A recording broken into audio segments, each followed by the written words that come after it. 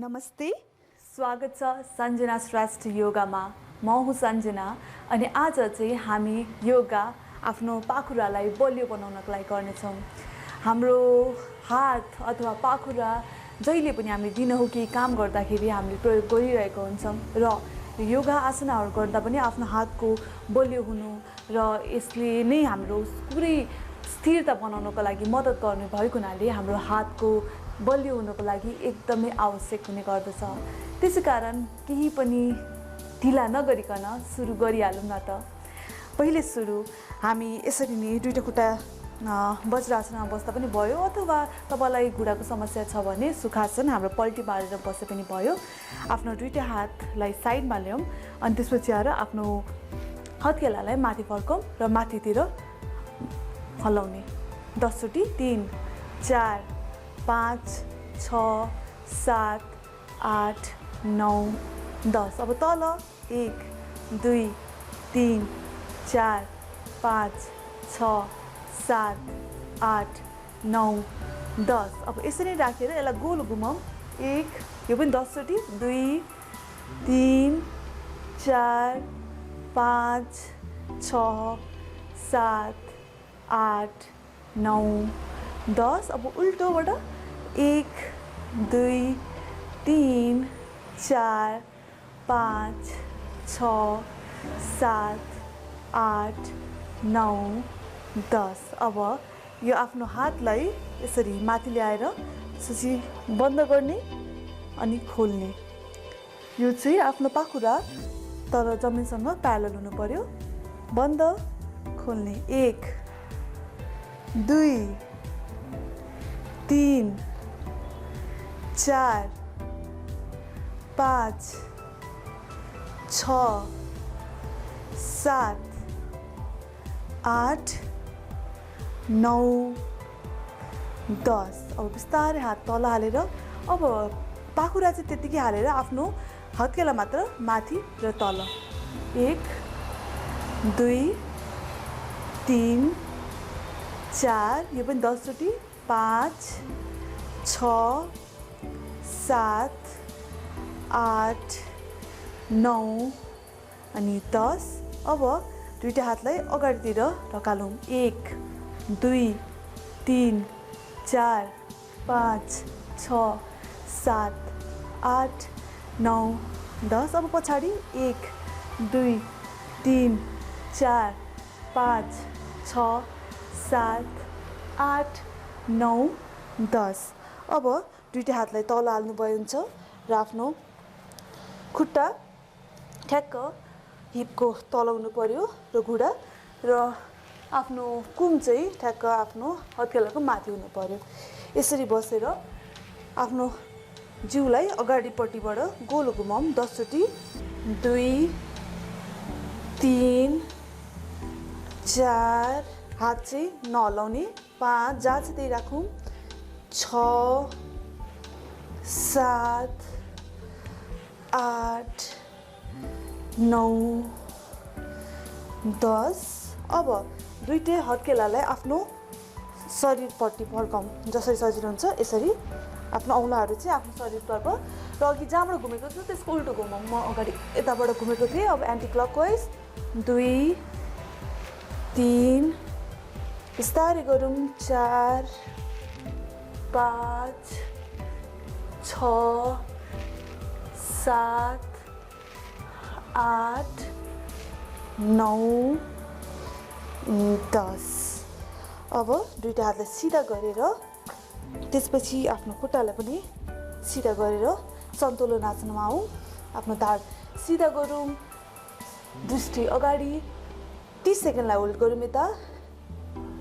1 2 3 4 5 6 7 8 9 10 11 12 13 14 15 16 17 18 19 20 21 22 23 24 25 26 27 28 29 30। अब बिस्तारै आफ्नो हिपलाई माथि ल्याउँ र खुट्टा पुरै तल भुइँमा आफ्नो दृष्टि नाभितिर, टाउको तल, हिप माथि,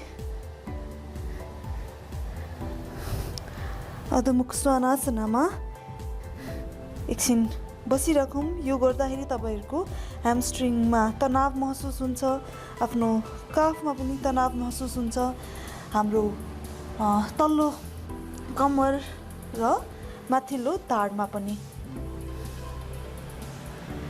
र बिस्तारै तल आएर आफ्नो टिग्रा तल भुइँमा हालौँ र छाती चाहिँ माथि नै, आफ्नो यो कुइनो चाहिँ सिधा बनाएर माथितिर हेरिराखौँ भुजङ्ग आसनमा। तर भुजङ्गमा आफ्नो कुइनो अलिकति बेन्ड गरिरहेको हुन्छ भने यसमा चाहिँ कुइनो सिधा गरेर माथिपट्टि हेर्ने। यसमा 10 सेकेन्ड एकछिन बसौँ। 1 2 3 4 5 6 7 8 9 10।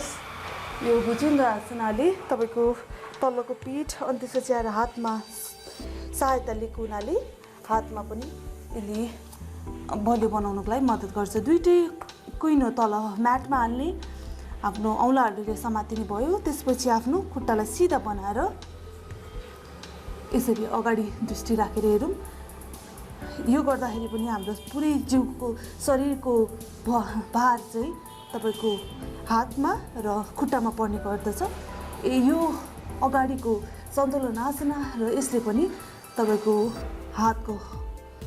हातलाई बलियो बनाउनको लागि एकदम मद्दत गर्दछ र हातलाई मात्र नभइकन तपाईँको शरीरमा भएको बडी बोसो पनि घटाउन मद्दत गर्दछ। यसमा 15 सेकेन्ड अझ बसौँ। 1 2 3 4 5 6 7 8 9 10 11 12 13 14 15। अब बिस्तारै घुँडा तल हालेर आफ्नो हिप चाहिँ पछाडि पाइतालातिर र टाउको तल हालेर बालासनामा बसौँ। बालासना केवल आराम गर्नको लागि मात्र होइन कि यसले तपाईँको जिउभरिलाई भएको तनावलाई पनि कम गर्दछ र त्यसको साथसाथै तपाईँको बोसोलाई पगाल्न पनि मद्दत गर्दछ। एकछिन आराम गरिराखौँ बालासनामा।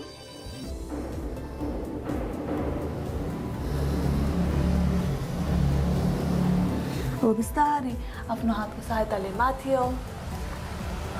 अब हामी दुईटै खुट्टालाई टक गरेर आफ्नो बायाँ हातको सहायताले माथि राखौँ। स्थिर भएर बसौँ। एउटै ठाउँमा हेरिराखौँ।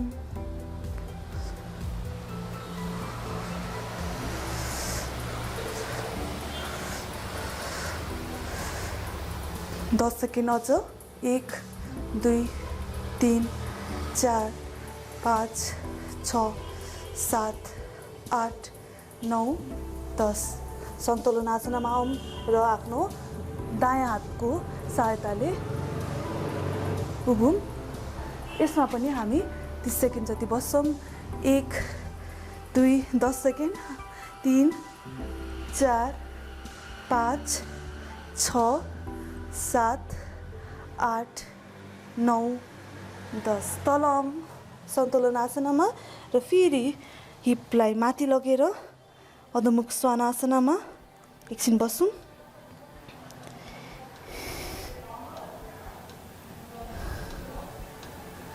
सामान्य सास लिँदै सामान्य सास छोड्दै बिस्तारै आफ्नो घुँडा भुइँमा हालौँ। यसपछि आफ्नो हिपलाई पछाडि बालासनामा र अगाडि आएर हाम्रो भुजङ्ग आसना, जसमा आफ्नो कुइनो अलिकति खुम्चाएको छ र आफ्नो कुम चाहिँ आफ्नो कानभन्दा तल छ। यसरी यो हामी 10 पटक गर्नेछौँ। पछाडि बालासनामा र बिस्तारै अगाडि भुजङ्ग आसना। 1 गर्दै गरौँ। पछाडि बालासना भुजङ्गासना 2 बालासना भुजङ्गासना 3 बालासना भुजङ्गासना 4 5 अलिक छिटो गरौँ 6 7 8 9 10 अब यसपछि आफ्नो दुईटा हातलाई तल हालेर र दुईटै यो हात पनि पछाडि हालेर एकछिन माथि हौँ सर्पासनामा सर्पासनाले तपाईँको छाती अनि त्यसपछि आफ्नो कुमलाई तनाव दिन्छ हल्का र यसले पनि हातलाई हामीलाई बलियो बनाउन मद्दत गर्दछ एकछिन बसिराखौँ 10 सेकेन्ड 1 2 3 4 5 6 7 8 9 10 दुईटै हात अगाडि राखेर आफ्नो कुइनोको बलमा बसौँ र आफ्नो औँलाहरूलाई जोडेर देन त्यसपछि आफ्नो खुट्टा नजिक नजिक ल्याउँ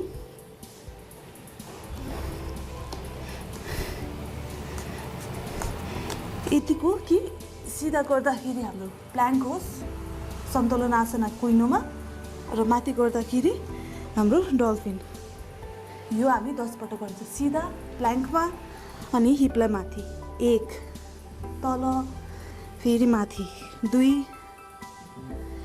3 आफ्नो हात चाहिँ नहल्लाउने 4 5 6 7 8 9 10 अब दुईटै कुरा तल हालेर बिस्तारै बालासनमा आउँदै माथि आउँ